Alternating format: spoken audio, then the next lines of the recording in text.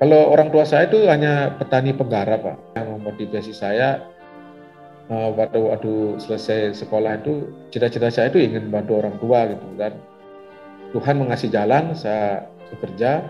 Dan saya pulang itu orang tua itu tidak ada uang, akhirnya meminjam di tetangga. Saya sedih gimana ya, tapi saya bertekad. Pada waktu saya selesai sekolah, saya akan membalas itu. Saya akan bekerja, saya akan membalas semua jerih payah orang tua saya sampai ngutang. Karena seorang petani penggarap kan ya hasilnya musiman, nggak ada hasil tetap gitu. Akhirnya ya walaupun di STM saya dapat ranking 1, kemudian dapat kesempatan kuliah di Jogja melalui jalur PMDK. Waktu itu saya nggak ambil karena memang nggak punya orang tua saya nggak punya biaya lagi gitu. Karena sampai tamat STM aja sudah ngos-ngosan lah gitu, nggak punya utang gitu. Akhirnya kesempatan itu saya kasih ke yang ranking 2, akhirnya saya informasikan ke sekolah ya saya ingin bekerja aja. Dan betul setelah saya bekerja, saya bisa membantu orang tua memperbaiki rumah, kemudian menyekolahkan adik saya sampai sarjana gitu. Jadi saya membalas, walaupun saya disekolahkan sampai STM, saya balas menyekolahkan adik saya dari SMP sampai sarjana.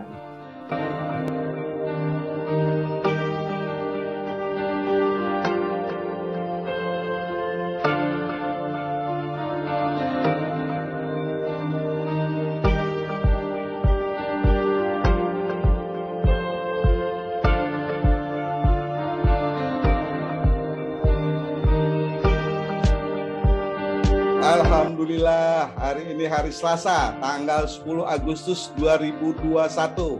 Suatu kegembiraan bertemu di panggung Lung Tegur Sapa. Sahabat saya ini sudah cukup lama saya mengenal, I Putu Eka Widarma.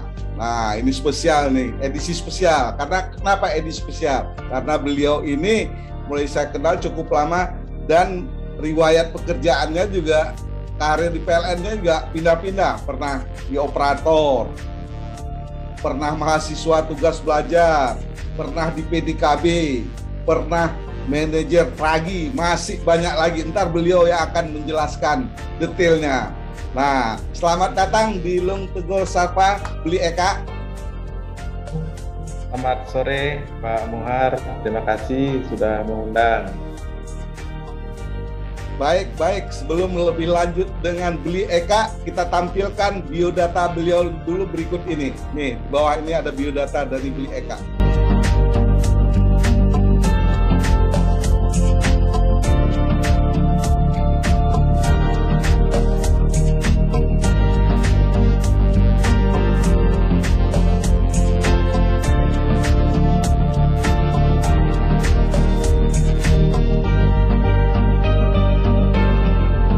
Barusan kita sudah saksikan biodata dari Beli Eka. Mungkin bisa diceritakan dari tabel tadi, Beli Eka, monggo.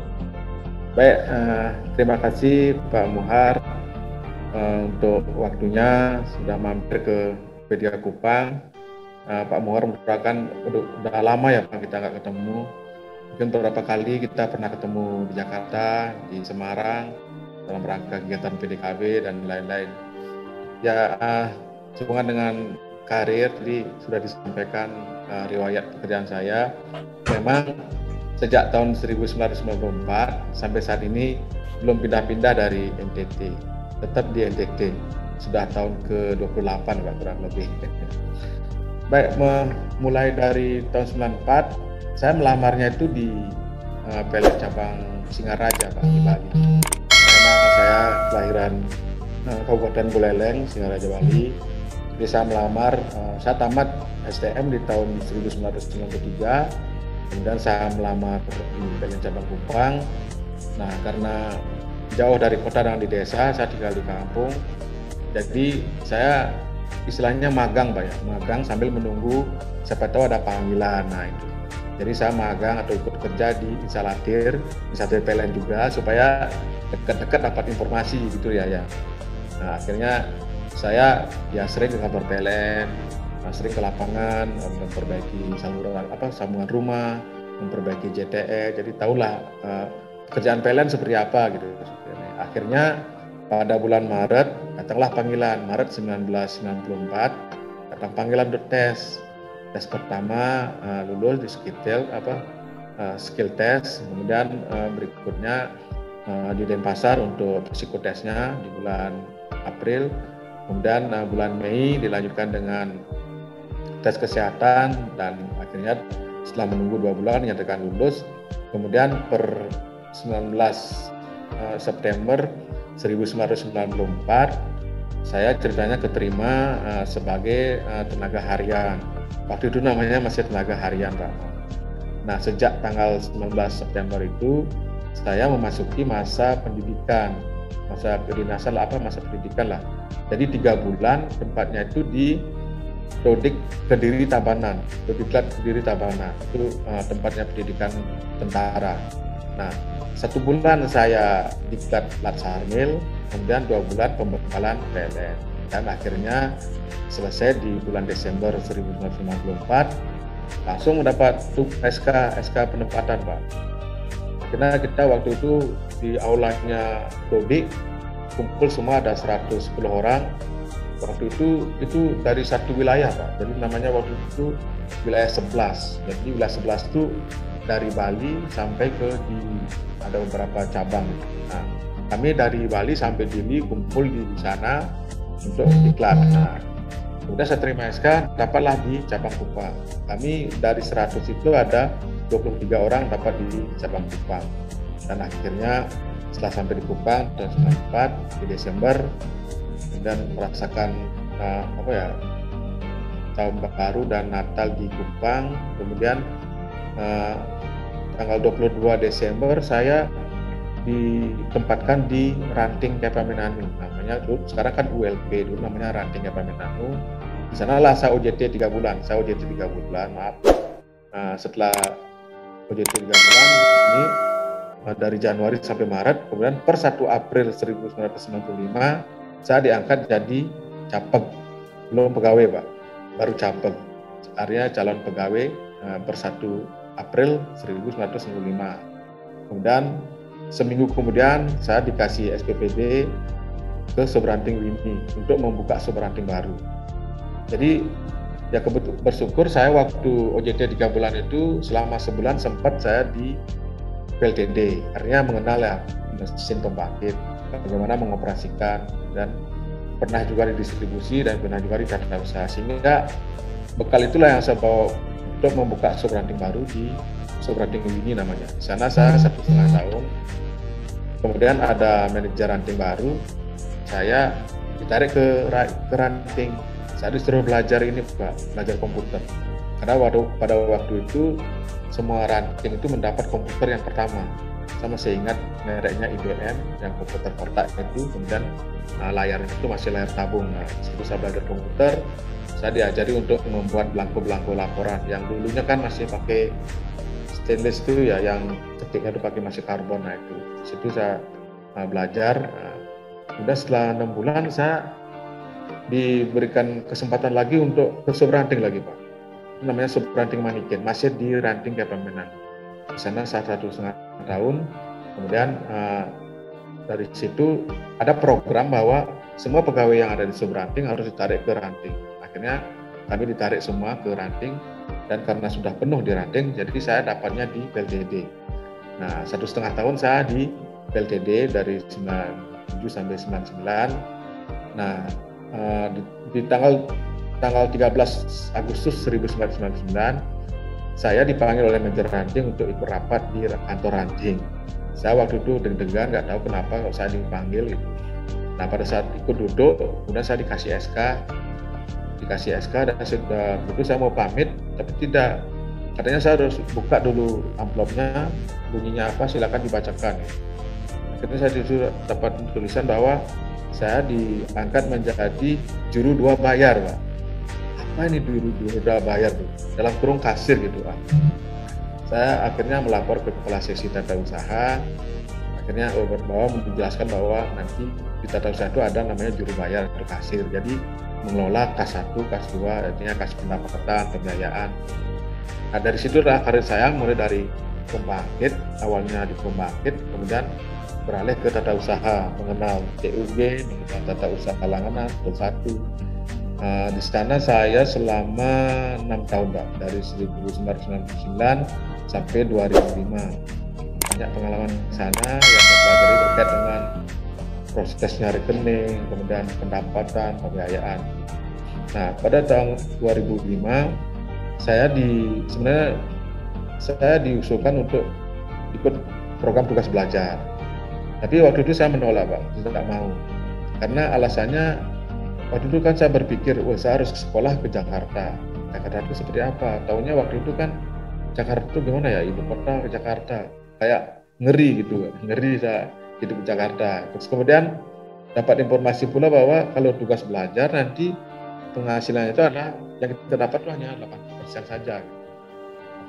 80% saja. Terus hidup di Jakarta bagaimana? Saya nggak mau, saya nggak mengajukan. Nah, pas di injury time pendaftaran, saya dipaksa sama mantan atasan saya, kepala seksi dulu di KEPA, tapi saat itu sudah pindah ke cabang Kupang. Nah, dia yang mungkin merasa membantu saya lah, mungkin melihat potensi saya, ingin mendapat kesempatan belajar. Akhirnya saya dipaksa. Akhirnya sore itu juga manajer nanti memaksa saya membuat usulan, kemudian saya tanda tangan, dikirim melalui fax email, dan akhirnya seminggu 2 minggu kemudian di bulan Agustus ya adalah panggilan untuk tugas belajar. Nah, pada waktu itu juga agak gini juga Pak, ada sedikit bukan kendala sih. Nama saya ada muncul, tapi di ujungnya itu wilayah NTB gitu Pak, bukan wilayah NTT gitu.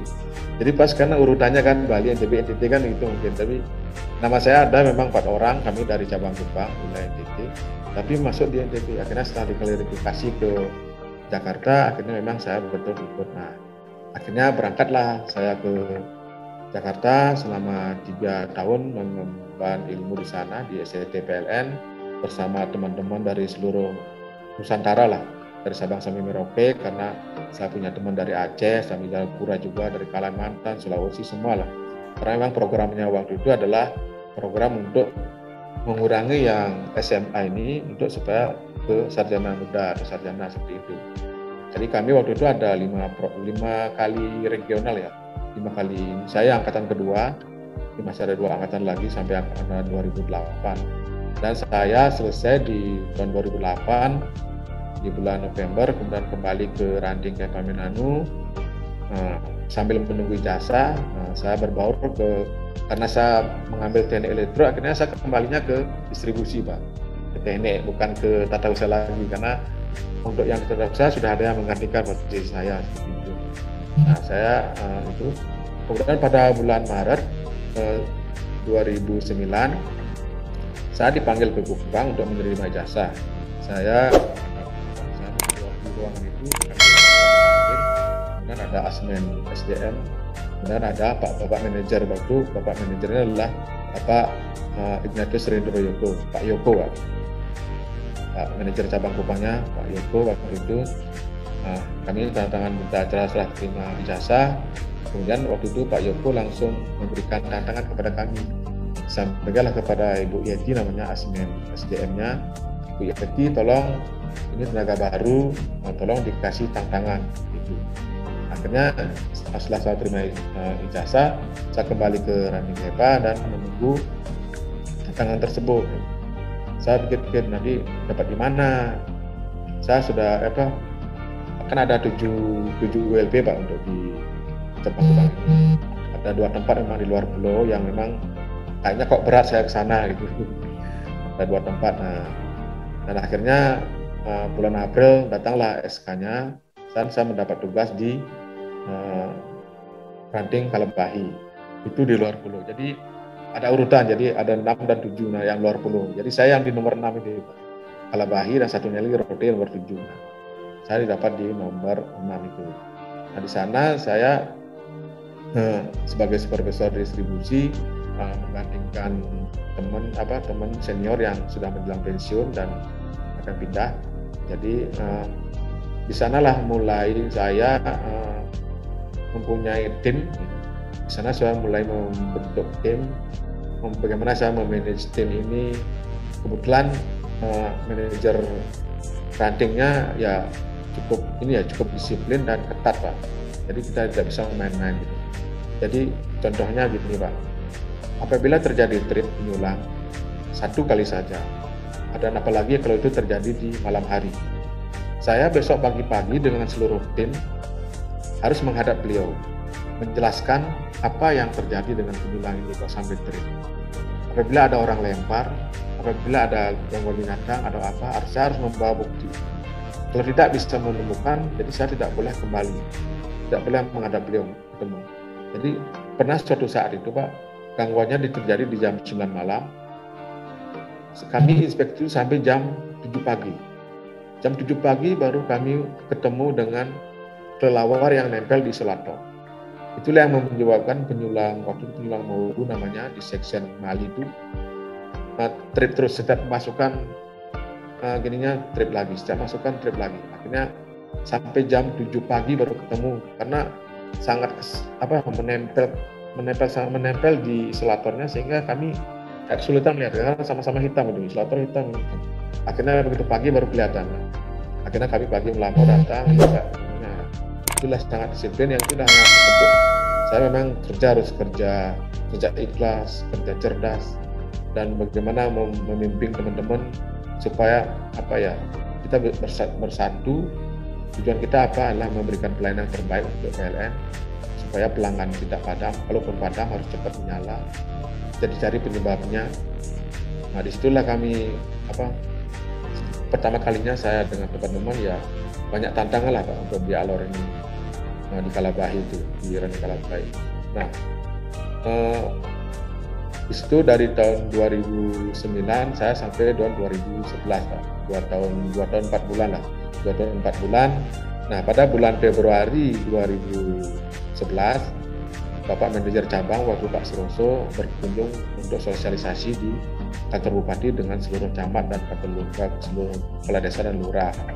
Saya ikut hadir di sana, dan setelah sosialisasi, sebelum beliau balik ke Kupang, beliau memanggil kami semua, manajer ranting sama seluruh supervisor, manggil ke ruangannya beliau. Di situ kami menyampaikan terkait kinerja, kemudian kendala operasi dan macam-macam. Nah, sebelum berangkat, beliau menepuk pundak saya gitu, Pak Eka, mau nggak ke PDKB?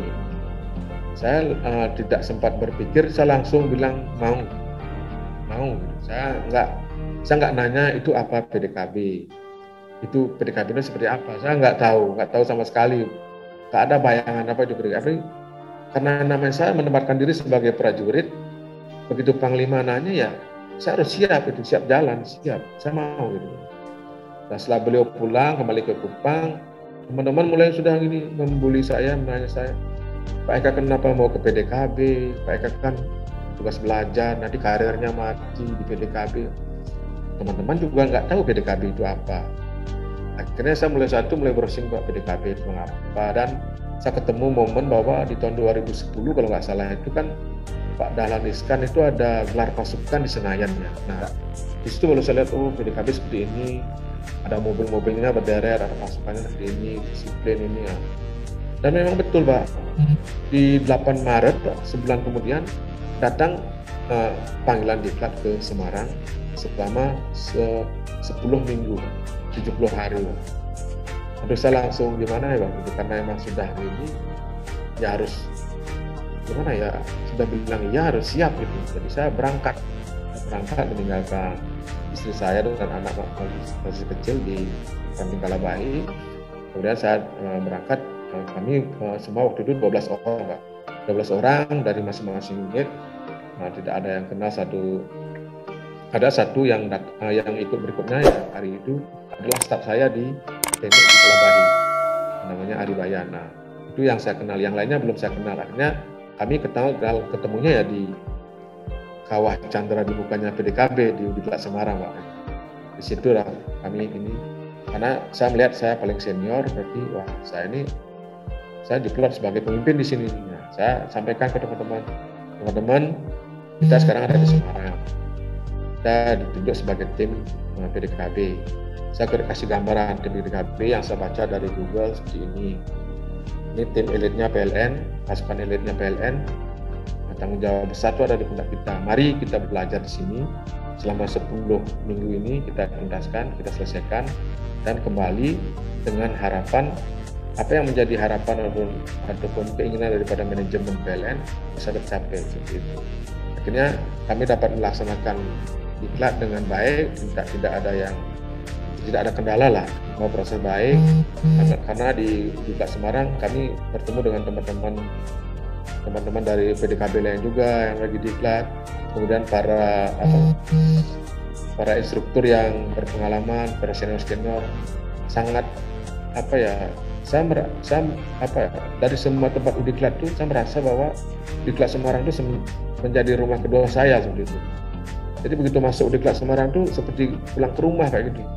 Mulai dari depan, dari security-nya, kemudian CS-nya, instruktur semua di tempat makan semua itu, yang melayani di kamar semua baik-baik, dan kami ya bersyukurlah kami tidak ada punya masalah di sana. Kami dapat menyelesaikan dan kembali ke Kupang, kemudian dinyatakan lulus, dan selanjutnya kan harus OJT dan uji kompetensi, Pak. Karena kami di sana belum punya, akhirnya dari wilayah mengusulkan bahwa OJT-nya kami adalah di Bali.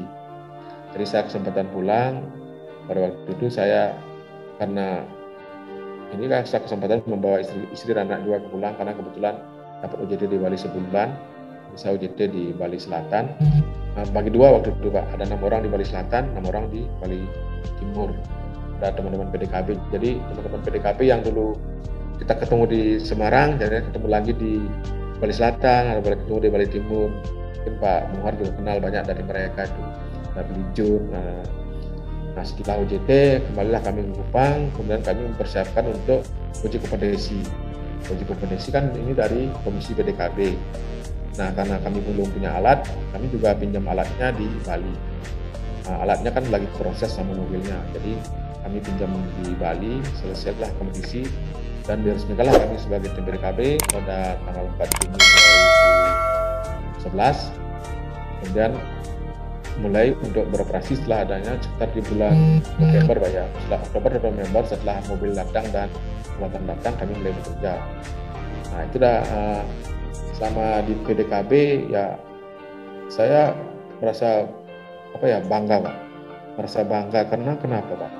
Pertama, kami mengerjakan perbaikan instalasi listrik di SUTM, di gardu tanpa memadamkan. Jadi pelanggan tetap dapat menikmati listrik, dan kami ataupun PLN tidak kehilangan kesempatan untuk menjual listrik. Kan itu ada 2 poin itu.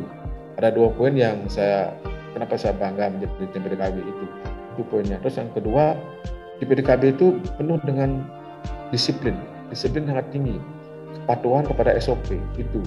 Mungkin di tempat lain, di seksi lain, di bagian lain bisa saja mengabaikan SOP, tapi kalau di PDKB mengabaikan SOP berarti game over, seperti itu. Itu yang saya senang di PDKB, artinya kita selalu disiplin, untuk selalu safety, dan itulah yang kami terapkan kepada teman-teman, dan akhirnya manajemen mengapresiasi kami lah gitu. Manajemen merasa puas dan bangga kepada kami karena kami bisa memenuhi tuntutan manajemen dan mengurangi padam.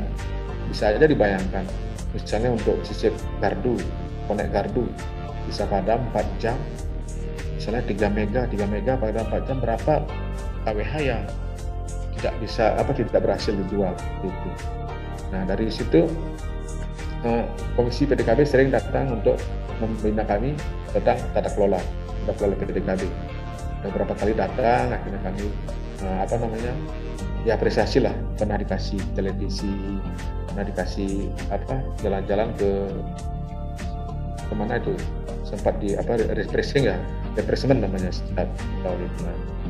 Nah, kemudian pada konferensi PDKB 2014 di Semarang, mungkin waktu itu saya juga ketemu Pak Muhar, ya kan. Biasa kalau konferensi kan di Semarang, Pak, ya. Nah, pada waktu itu Pak JM kemudian ikut, Pak Richard Sarkaur. Nah, sebelum kembali pada saat acara, beliau memanggil saya, menepuk pundak saya, gitu, mengajak jalan menjauh dari kerumunan, menyampaikan kepada saya, Pak Eka, tolong siapkan kader. Saya akan mengeluarkan Pak Eka dari PDKB gitu. Saya juga, ini kenapa gitu kan, saya dalam hati ya baik, saya hanya bilang baik Pak, saya akan siapkan, kami akan siapkan nanti teman-teman yang mana yang saya anggap mampu, mungkin saya akan memilih 1 atau 2 orang untuk menjadi pengganti saya seperti itu Pak. Nah akhirnya setelah pulang dari PDKB, komisi PDKB di bulan November itu saya dipanggil fit and proper di wilayah. Waktu itu ada dua jabatan ya kalau nggak salah waktu itu di fit and proper kan gitu. Jadi saya melapor ke atasan saya asmen jaringan, kemudian ke manajer cabang Kupang waktu itu Pak Hitler. Saya melapor ke beliau, Pak ini ada pelanggaran.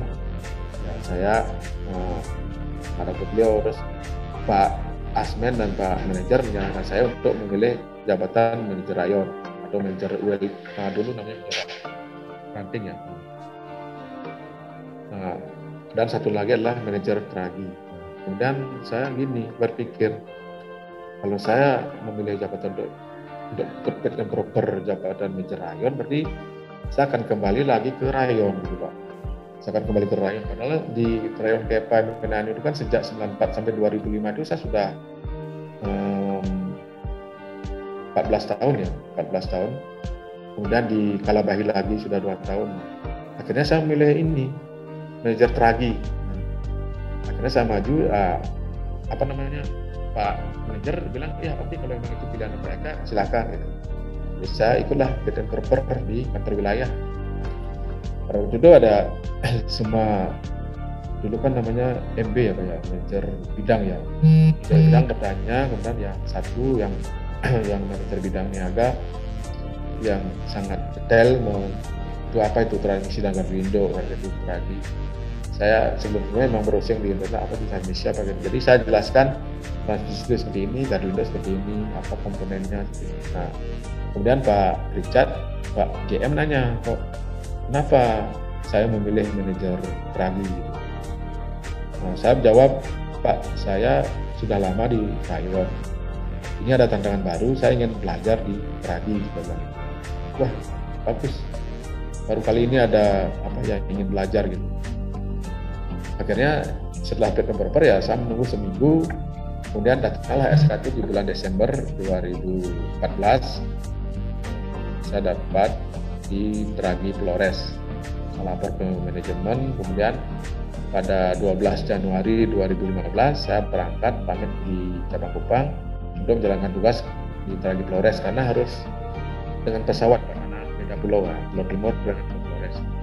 Nah di situ saya datang, kemudian kumpul di GIND, memperkenalkan diri.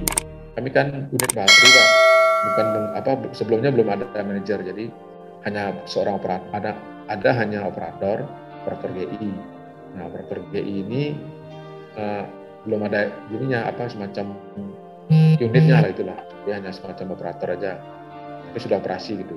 Makanya dibentuklah Tragi Kupang sama Tragi Flores. Saya di Tragi Flores dibantu oleh 2 supervisor, TND dan TU-nya, kemudian dengan teman-teman pemeliharaan dan operator.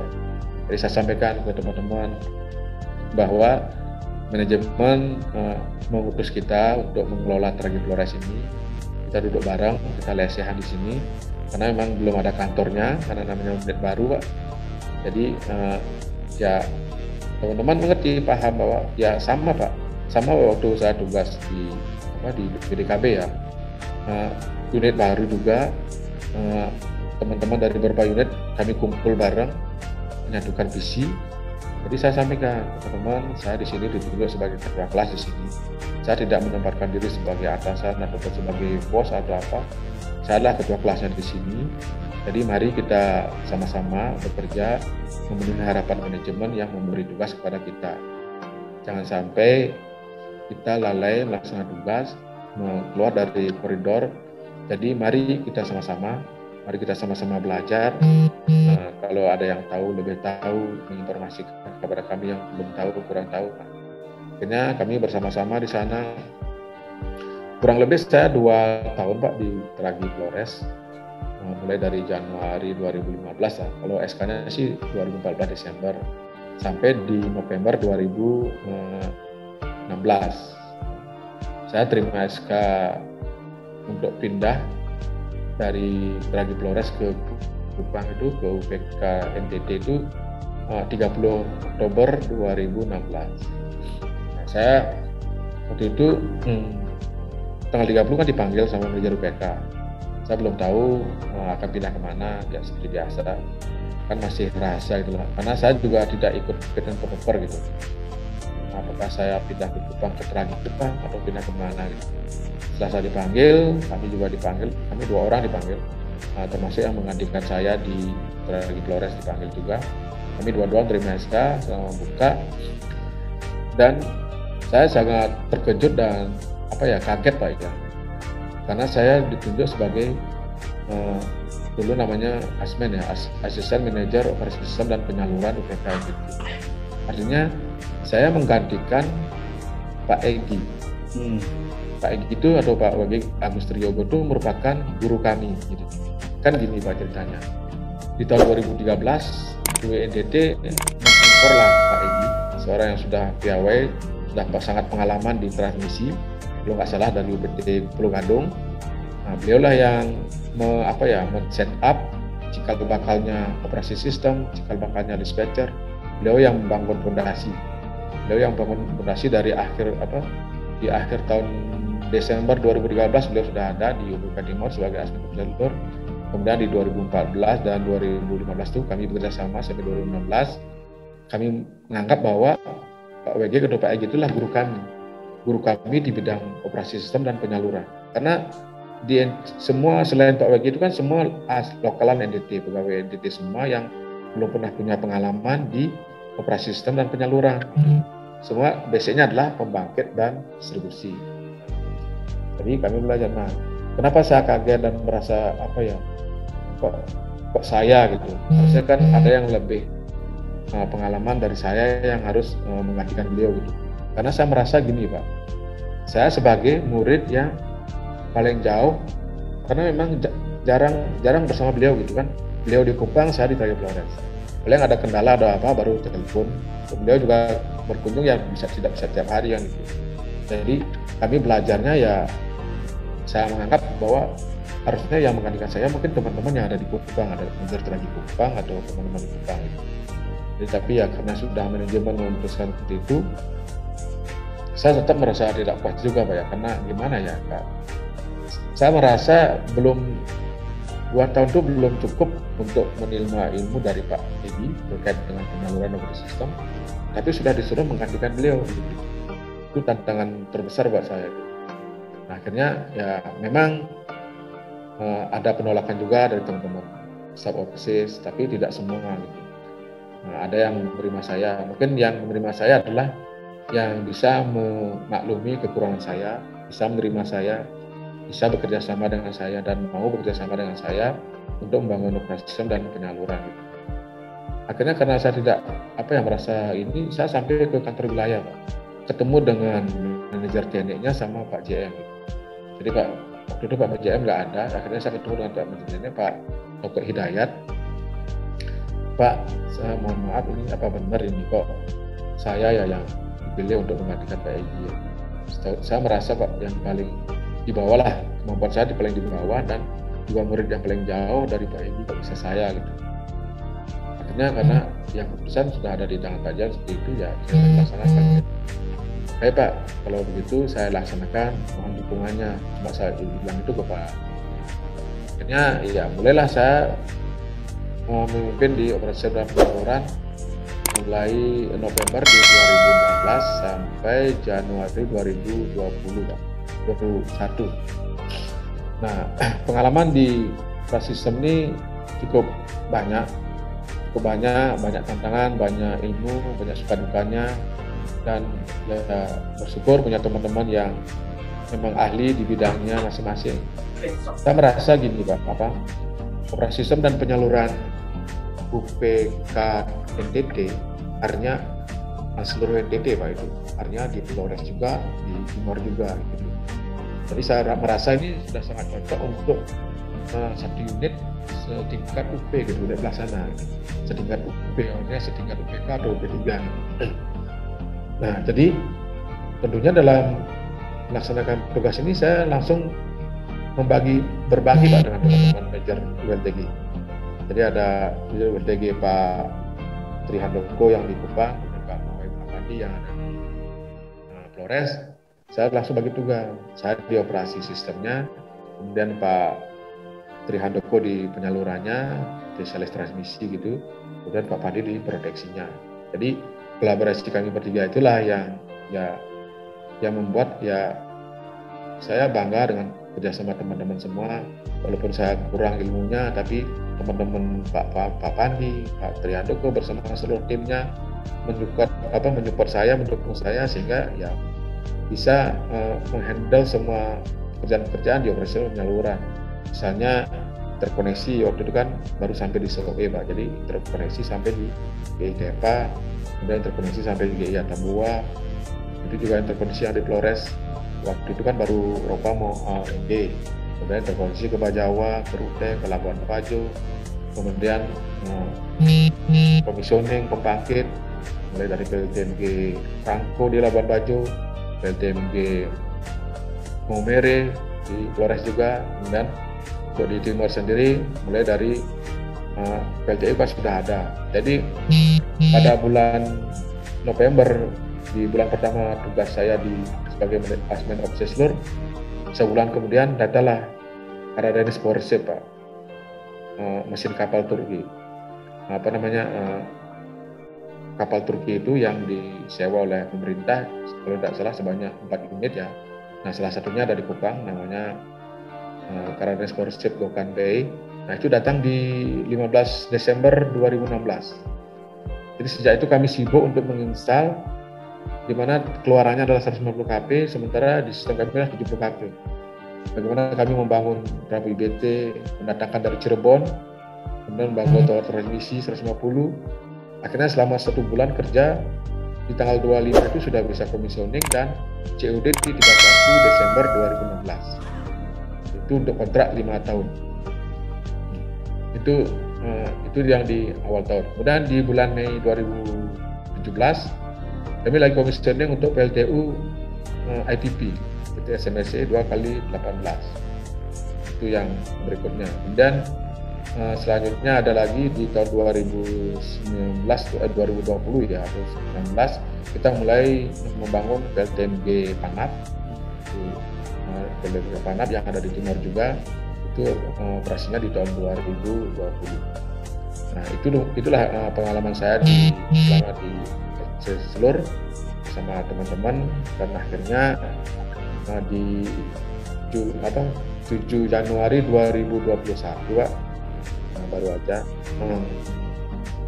saya dapat kesempatan ataupun dimutasi, karena memang di Obseslur ini sudah 4 tahun 2 bulan Pak, 4 tahun 2 bulan, jadi sudah melebihi batas batas ketentuan, jadi saya harus dipindahkan. Jadi ya kemudian manajer UP3 Kupang Pak Arief Ramadan itu merupakan asmen jaringan pada saat saya menjabat sebagai supervisor PDKB di UP3 Kupang Pak.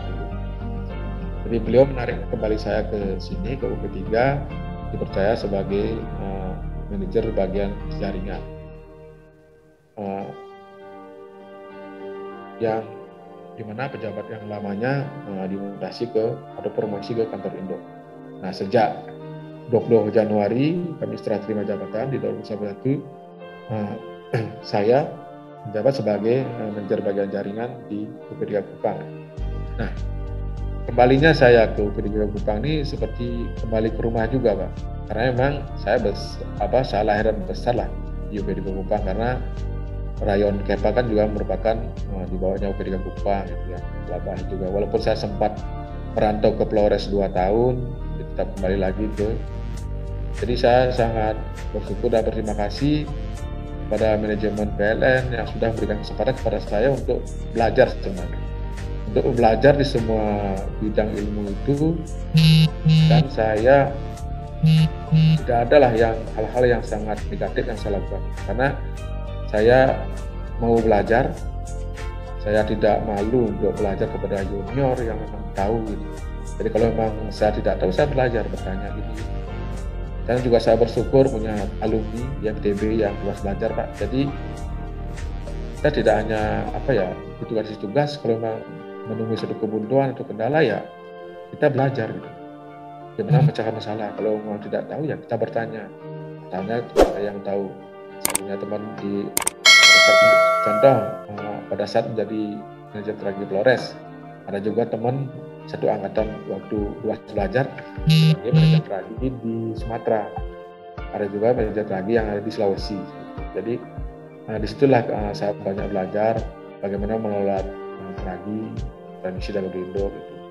Jadi juga waktu di opsi seluruh, saya banyak belajar dari teman-teman dari NTB, dari Bali, juga dari Sulawesi, karena kita kan biasa belajarnya itu satu regional gitu.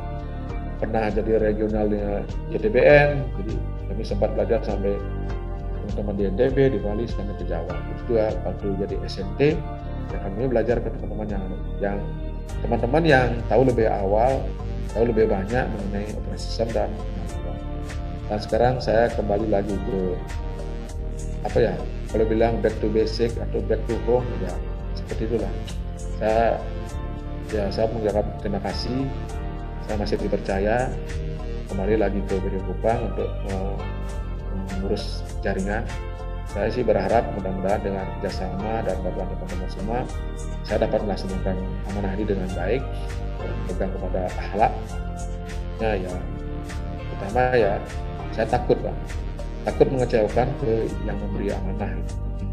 Jadi itulah yang rasa takut saya itu yang membuat saya harus belajar, saya harus bekerja, tidak mengenal waktu. Jadi mungkin semua saya gini Pak, pengabdian tanpa batas untuk menerangi sampai ke ujung negeri.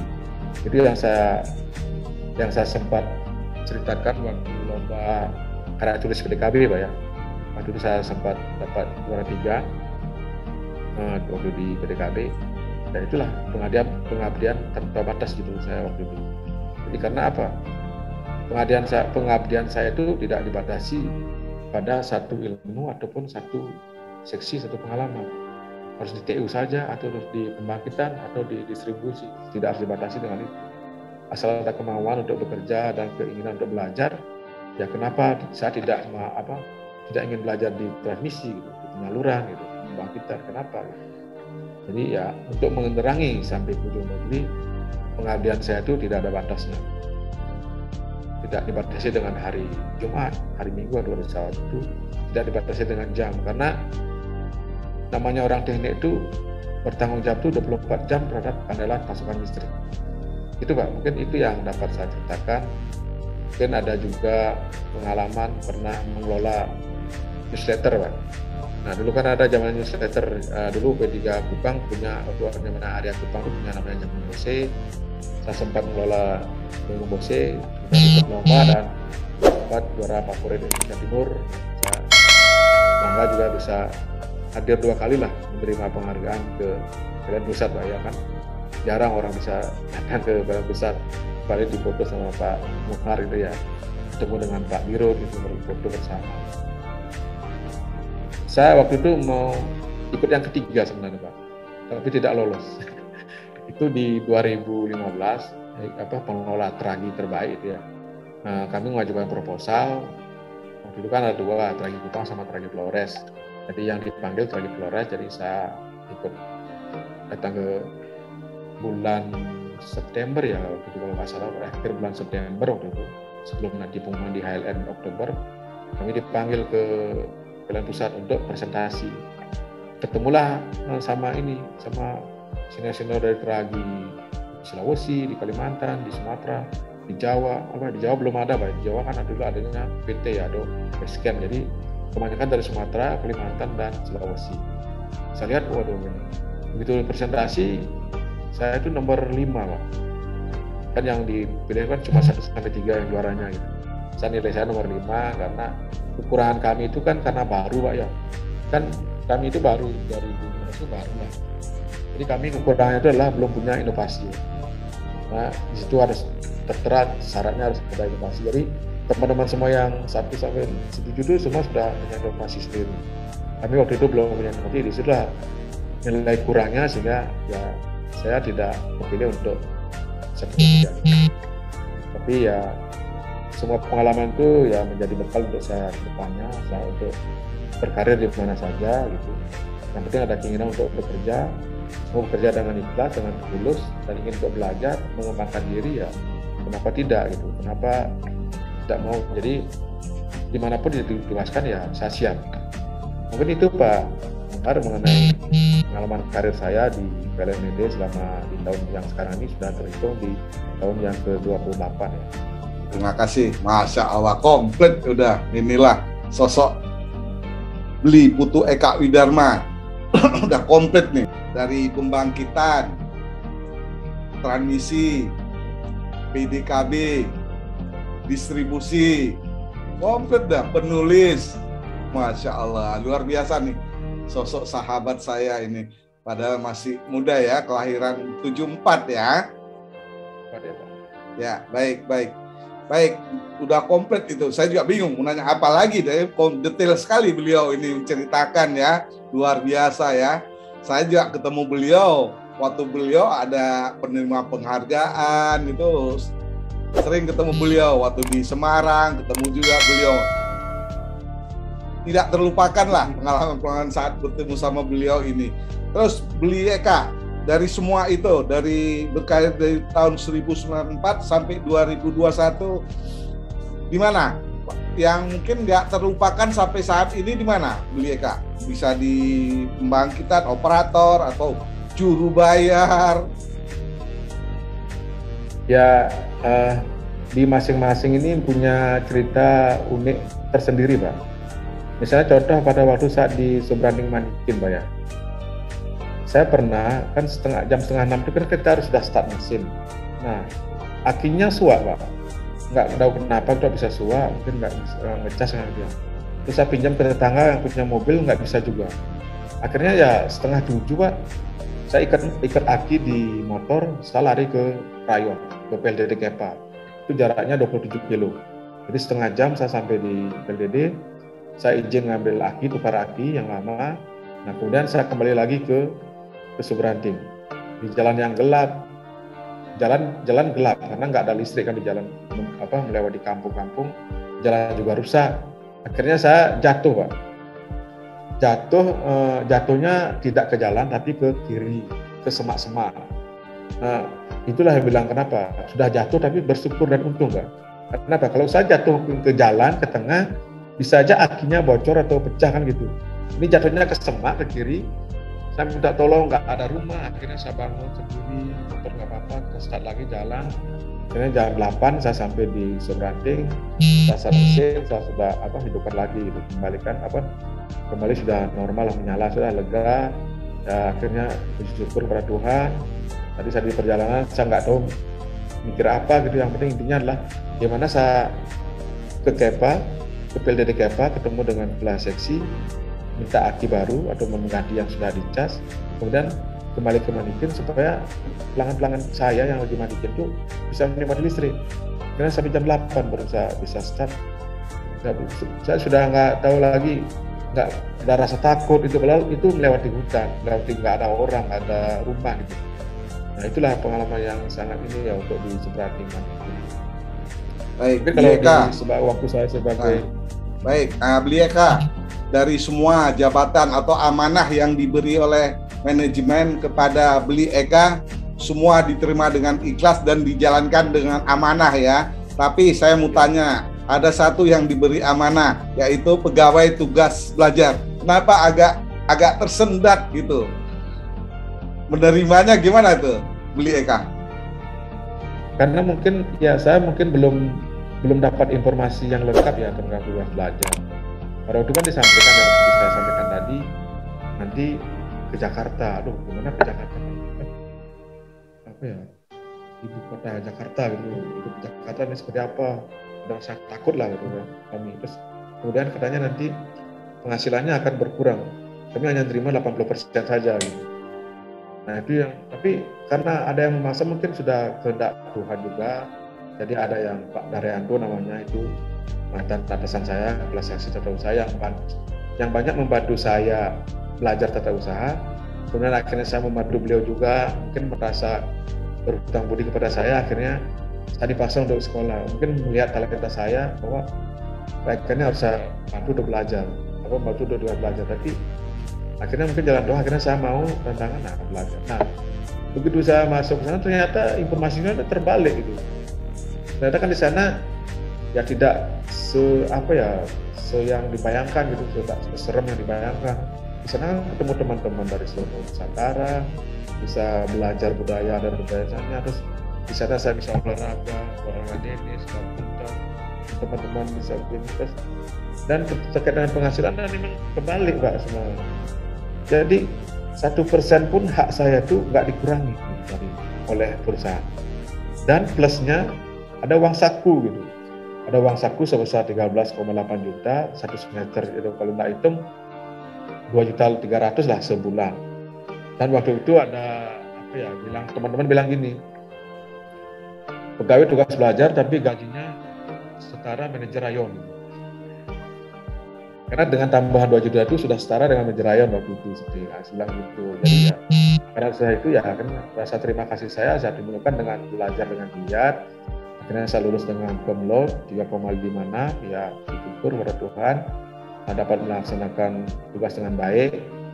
Dan pada saat tugas belajar itu juga saya ketemu jodoh karena sering pulang ke Bali pas liburan ataupun ini, bahkan akhirnya saya menikah di tahun 2006 pada saat masih tugas belajar, sempat bawa istri, kemudian sempat sampai 1 anak lah di Jakarta gitu, sampai umur 6 bulan baru saya selesai di 2008 kembali ke Jepang. Mungkin itu aja sih Pak, waktu tugas belajar saya jelaskan dengan cara saya berterima kasih itu ya dengan belajar sungguh-sungguh untuk ilmu supaya tidak mengecewakan perusahaan atau manajemen. Baik. Berarti meritnya dikala lagi pegawai tugas belajar itu ya Bi Eka ya? Betul Pak. Berarti ini Pak, karena saya sebenarnya sudah di ambang antara menikah tidak menikah itu. Karena waktu itu umur saya sudah 30 tahun. Ya. Tapi karena sering pulang, desakan orang tua kan terus mengiang-ngiang nih, kapan nikah, ingin cucu. Kebetulan saya anak pertama. Orang tua mungkin ingin ya melihat orang tua yang lain yang menggendong cucu apa. Akhirnya karena itu karena sering pulang, akhirnya ketemu. Karena yang dulu-dulu itu ya nggak sempet itu karena memang tugas di pelosok. Ya baik. Orang tua sendiri dinas di mana beli Bu Eka? Kalau orang tua saya itu hanya petani penggarap Pak. Ya petani penggarap. Nah itulah yang memotivasi saya waktu selesai sekolah itu saya langsung ingin bekerja supaya cita-cita saya itu ingin membantu orang tua gitu, dan Tuhan mengasih jalan saya bekerja. Walaupun sebelumnya bekerja di PLN, saya dapat magang di Salatir gitu, bekerja juga, akhirnya sudah tidak membebani. Karena kenapa Pak? Kadang untuk memenuhi bekal saya sebulan itu di Singaraja kan kota, kadang saya pulang itu orang tua itu tidak ada uang, akhirnya meminjam di tetangga. Saya sedih gimana ya, tapi saya bertekad pada waktu saya selesai sekolah saya akan membalas itu, saya akan bekerja, saya akan membalas semua jerih payah orang tua saya sampai ngutang. Karena seorang petani penggarap kan ya hasilnya musiman, nggak ada hasil tetap gitu kan. Akhirnya ya walaupun di STM saya dapat RB1, kemudian dapat kesempatan kuliah di Jogja melalui jalur PMDK. Waktu itu saya nggak ambil karena memang nggak punya biaya, orang tua saya nggak punya biaya lagi gitu. Karena sampai tamat STM aja sudah ngos-ngosan lah, udah nggak utang gitu. Akhirnya kesempatan itu saya kasih ke yang ranking 2, akhirnya saya informasikan ke sekolah ya saya ingin bekerja aja. Dan betul setelah saya bekerja saya bisa membantu orang tua memperbaiki rumah, kemudian menyekolahkan adik saya sampai sarjana gitu. Jadi saya membalas. Saya walaupun saya disekolahkan sampai STM, saya balas menyekolahkan adik saya dari SMP sampai sarjana. Itu semua doa dari orang tua sehingga bisa jadi seperti ini, sosok Beli Eka seperti saat ini di depan saya ini sekarang begini. Dan satu juga kebanggaan komlot bagi sosok Beli Eka ya. Berarti sebelum komlot itu udah merit dulu ya? Iya Pak. Sudah merit. Oke, sekarang udah berapa? Buah hati dari Beli Eka sendiri udah berapa? Kan yang pertama tadi di Jakarta. Ya. Nah, terus yang kedua ini anak PDKB Pak. Yang kedua ini pas namanya? Di PDKB Beli Eka ya? Iya betul. Oh sesuai sama namanya ya, PDKB ya, pulang dalam keadaan bertegangan ya. Betul Pak, mungkin betul itu apa yang ini karena emang produksinya di Juni 2011 dan lahir di Februari 2012 Pak. Ya, kenapa saya bilang anak PDKB ya itu? Oh berarti posisi di sampai saat ini 2 ya. Waktu itu posisi di Supervisor PDKB area Kupang namanya ya. Nah, terus saya mau nanya lagi, Kupang ke Flores itu berapa lama? Perjalanan sendiri gimana sih? Antar pulau atau gimana? Mungkin ada sebagian yang belum paham. Kupang Flores itu di sini kalau dari Kupang ke beberapa kabupaten itu dilayani dengan pesawat Pak. Pesawat dan kapal feri. Kalau kapal feri mungkin 1 malam Pak, artinya berangkat sore, besok pagi udah sampai. Kalau pesawat tuh yang kalau misalnya saya dari Kupang ke ND itu 45 menit. Dan kalau ke Labuan Bajo itu bisa 2 jam karena harus transit dulu di ND baru ke Labuan Bajo. Terus juga ada pesawat yang ke Bajawa, ada pesawat yang ke Ruteng, ke Lembata, juga ada ke Alor, ada ke Sumba, ke Rote. Gitu. Semua dengan pesawat ATR Pak, ATR Wing Air dengan pesawat ini juga ada pesawat kecil yang kelas Susi Air itu Pak. Baik. Terus di UP3 Kupang sendiri ada ULP juga ya? Ada berapa ULP di sana? Ada 7 ULP Pak. Itu ada ULP Kupang, USAU, SOE, Kempa, Tambua, Kalabahi dan Roti Endau. Itu Kalabahi dan Roti Endau itu di 2 pulau yang berbeda. Untuk yang 5 tadi di 1 pulau, di Pulau Timur. Oh, beda pulau, ada 2 ULP itu ya? Ada 2 ULP yang beda pulau, ya. Terus kemarin sendiri Beli Eka kemana itu? Kemarin ada ke Sabu, juga lanjutkan ke Rejua karena terkait Seroja Pak. Seroja itu kan, Badai Seroja ini kami ada beberapa jaringan distribusi memang harus tidak cukup kerusakannya cukup parah. Akhirnya kita karena kendala juga material, akhirnya kita beberapa kali ke sana. Sudah yang terakhir kami ke Pulau Semau juga memperbaiki kondisi yang di sana. Sehingga ya perlahan-lahan kembali normal lah, kembali pulih untuk sistem kelistrikan di bawah PDK Kupang pasca Badai Seroja di bulan April kemarin. Oh iya. Baik. Terus Beli ini kan dulu juga sebagai supervisor PDKB TM area Kupang. Nah sekarang namanya dari area jadi UP3 Kupang ya. Di sana juga ada teman-teman PDKB kan sekarang kan? Iya. Dulu gimana Beli melihat teman-teman dari PDKB Kupang sendiri, kan Beli juga alumni dari PDKB ya? Ya. Kurang lebih 6 tahun lah Pak ya saya tinggalkan UP3 Kupang dari supervisor PDKB. Sekarang saya sebagai MD jaringan. Dulu supervisor PDKB, sekarang kan kepala operasinya PDKB jadinya, yang dengan SP2B-nya semuanya itu ya. Teman-teman kerjanya masih bagus. Kemudian ada berapa ya? Maksudnya yang dulu sama-sama dengan saya pertama itu ada Ben yang mungkin Bapak masih ingat waktu wawancara TV di Udiklat. Udiklat. Nah itu juga sekarang sebagai supervisor PDKB di Flores. Sudah ada Pak Nino Stefu, itu yang menggantikan saya di PDKB Kupang. Kemudian ada Pak Arya, sekarang supervisor TNI di Endau. Juga ada Pak Marjuki, ada supervisor TNI di Tambua. Jadi teman-teman sudah yang ada yang sudah dipromosikan. Dan juga ada Pak Ade Budiman, dulu preparator, sekarang semen ya, semen di kantor wilayah Perindo. Teman-teman sekarang sudah nambah dulu kan cuma 1 regu aja berjarak. Sekarang kami cuma 12 orang. Saat ini sudah 23 orang. Ada regu berjaraknya 2 tim sama SL-nya 1 tim.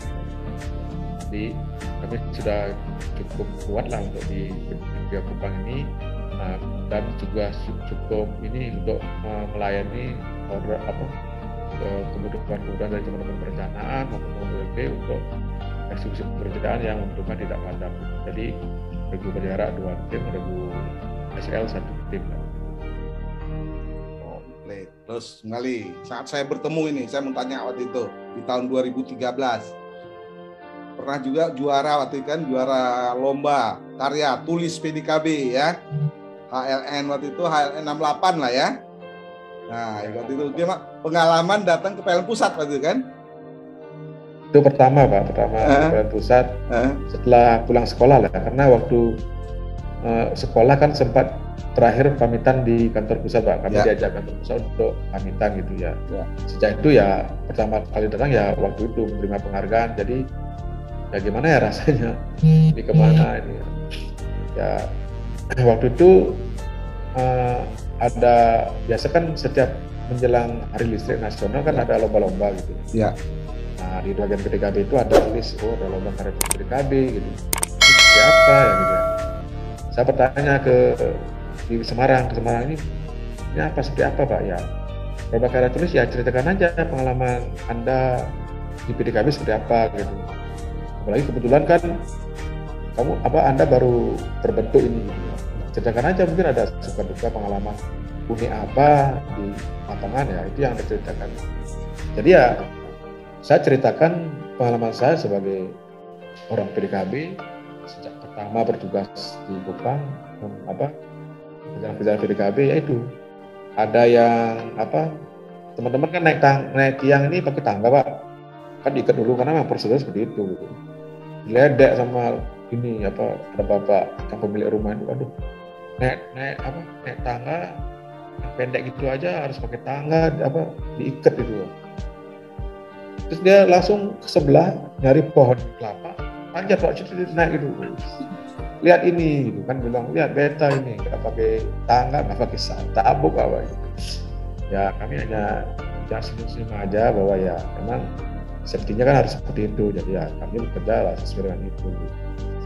Ya, dan pernah juga ya kami bekerja itu lokasinya tuh tidak di pinggir jalan gitu. Jadi kami pikul alat semua gitu. Jadi ada yang jaga, 2 orang jaga mobil, kami yang sisanya ya berangkat juga, lumayan juga karena agak menurun ke kali dan naik lagi gitu.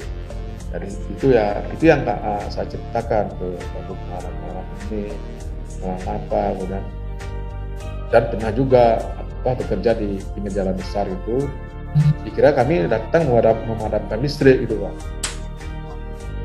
Terus mereka semua matikan TV dulu karena dikira kenapa Bu matikan TV-nya kok dicabut gitu. Karena kan Bapak mau perbaiki kan mati listriknya. Oh tidak Bu, kami tidak matikan listrik. Masa kan tidak percaya, karena selama ini kalau datang mobilnya kami ya listrik mati gitu ya. Ada pekerjaan apa ya lepas jadwalnya mati. Benar Bu, coba tunggu aja. Akhirnya ya colok lagi kulkasnya, hidupkan TV-nya gitu. Terus kami bekerja, mau izin menggunakan halamannya untuk menggelar peralatan gitu. Kita bekerja, terus kami melakukan perbaikan jumper. Nah betul, oh iya betul ya Pak. Nggak apa-apa ya itu pegang-pegang itu, enggak Bu, nggak apa-apa. Itulah yang saya ceritakan di di karya tulis itu, itu, dan ya dia sebagai juara 3 waktu itu ya. Yang waktu itu kan Bapak salah Direktur Perencanaan Pak Nasri Sebayang yang memberikan penghargaan. Berarti kali pertama waktu itu salaman sama direksi ya? Ya, salaman direksi. Di atas panggung yang disaksikan sama, waktu itu masih offline ya, belum pandemi ya. Luar biasa itu ya. Berjajar sama, ternyata kan beberapa tahun kemudian saya bertemu lagi dengan bapak-bapak yang dijajar-jajar itu Pak. Termasuk Pak Tejo kan. Ya. Nah, beliau sudah di duit kan, mungkin waktu itu beliau mungkin di PPKB TT kayaknya ya. untuk di di kompetisi DKPTT. Kalau yang sebelah kirinya itu kan kalau nggak salah PDKP dari Bali Timur sama dari Sumatera kalau nggak salah yang dari 1-2-nya gitu Pak. Waktu yang di sebelah saya itu. Iya. Beli Putu Eka, jargon sendiri di jaringan gimana nih? Ya, sesuai dengan amanat pusat maupun regional Pak, ya kami di jaringan, di bagian jaringan Budi Kobang mulai memiliki jargon bahwa turn back outage, artinya tidak boleh ada padam. Turn back outage. Jadi gangguan itu betul-betul zero, bukan boleh 1, boleh 2 tidak. Jadi zero gangguan. Bahkan kami harus dituntut lagi zero downtime, artinya pelanggan itu sudah tidak boleh padam lagi. Kalau ada terganggu di satu penyelang harus kita backup dengan penyelang yang lain. Itu konsepnya. Memang betul-betul menginginkan bahwa pelanggan itu harus bisa menikmati listrik kapanpun mereka ingin. Jadi selama 24 jam sehari itu tidak boleh kita matikan. Jadi kapanpun pelanggan itu ingin kalau ngecas HP, ingin hidupkan kompor listrik, ada kulkas dan sebagainya, atau berlampu itu harus bisa. Tidak boleh ada padamnya, tidak boleh ada kedipnya. Baik, dengan jargon itu apa yang telah dilakukan dan akan dilakukan oleh sosok Beli Eka? Ya, kami pertama tentu ini kalau program dari regional itu ada namanya action tracker Pak. Jadi apa yang kami lakukan? Kami inspeksi, kami langsung action per hari. Itu kita laporkan dari P3 sampai ke unit-unit semua. Itu dilaporkan harian, termonitor di wilayah, kemudian termonitor di regional. Itu setiap pagi sudah ada laporannya. Jadi sudah kelihatan siapa yang melakukan sedikit, siapa yang melakukan banyak, siapa yang tidak melakukan, kelihatan. Dia akan ketahuan, wah target kamu 6 kok cuma 5. Nah itu ketahuan bahwa memang nggak maksimal melakukan actionnya. Jadi harus betul-betul maksimal. Gitu. Baik.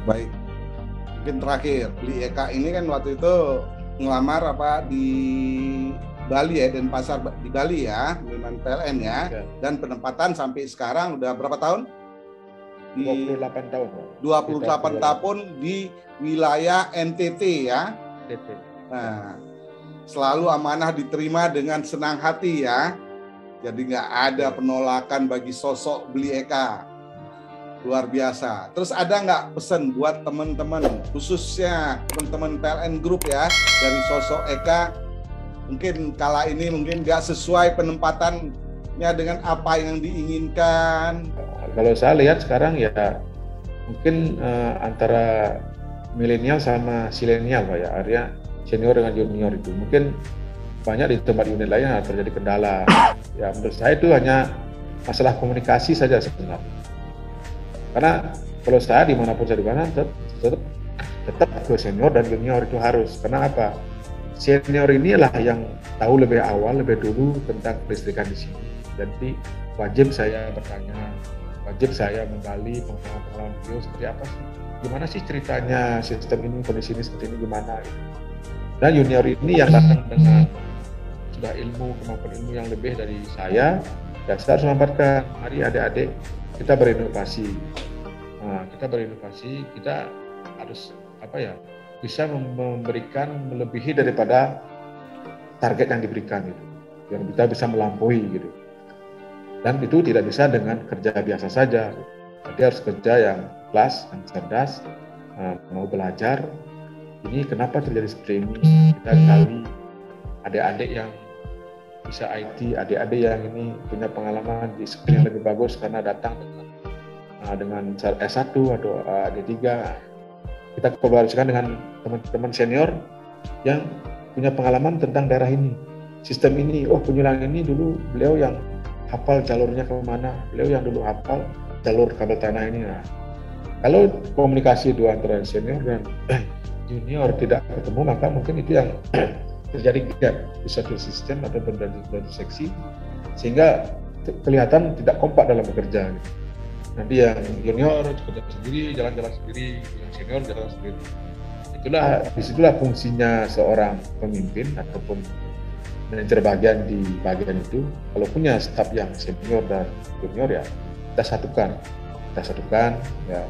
Yang kakak-kakak senior jangan jangan bosan mengajari kami, mengingatkan kami kalau ada salah, ada keliru.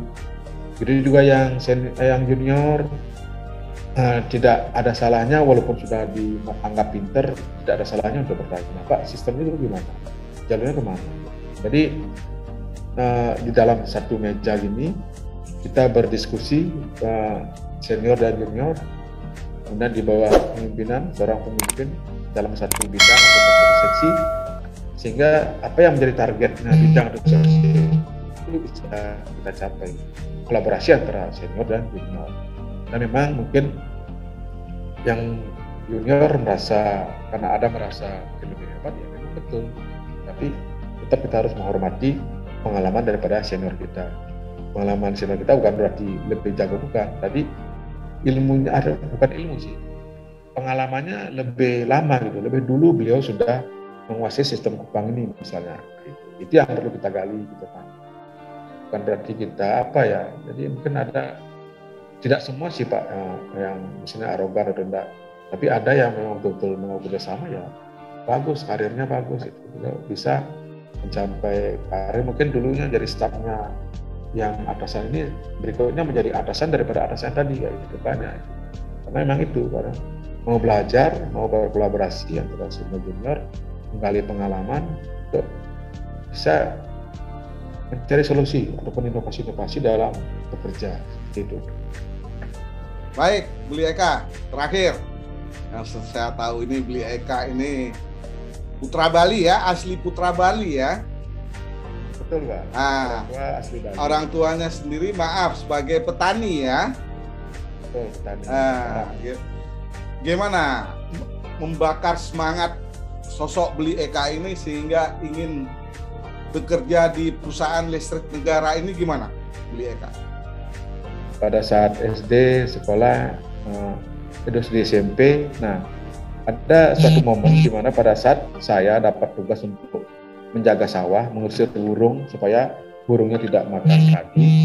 Kan itu lama Pak, itu kadang bisa dari jam 2 sampai jam 5 sore itu burungnya baru hilang. Nah karena lama ya saya berbekal radio kecil itu ya, sambil mendengarkan sandiwara waktu itu, karena ada sandiwara Tutur Tinular, seperti yang memang digemari waktu tahun 80-an ya, dia kecil. Nah di sela-sela acara itu kan ada iklan, nah lowongan pekerjaan gitu, saya dengar dibutuhkan teknisi untuk bekerja di hotel tamatan STM listrik. Nah itu yang begitu orang tua tanya kamu nanti ini, ya saya jawab, saya Pak mau ke STM listrik. Kenapa listrik? Ya saya nanti ingin bekerja di hotel. Kenapa kerja di hotel? Karena saya melihat